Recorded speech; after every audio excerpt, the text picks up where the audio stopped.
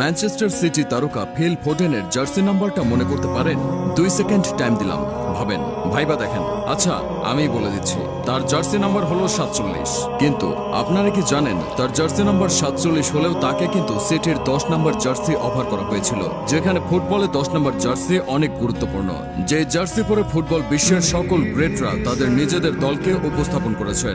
সেই জার্সিকে রিজেক্ট করে কেন অপরিচিত আনকোরা এক জার্সি পরে মাঠে নামেন ফোডেন? এর পেছনে রয়েছে এক মারাত্মক ভালোবাসা আর হারানোর গল্প। জার্সি নাম্বার 47 বেশ আনকমন। জার্সি দেখে বোঝার উপায় নেই তিনি ফরওয়ার্ড নাকি মিডফিল্ডার নাকি ডিফেন্ডার। তবু আমাদের ফুটবল ফ্যানদের কাছে নাম্বার 47 অতি পরিচিত ফিল ফোডেনের কারণে। কি এমন কারণ? আসুন জেনে নেই।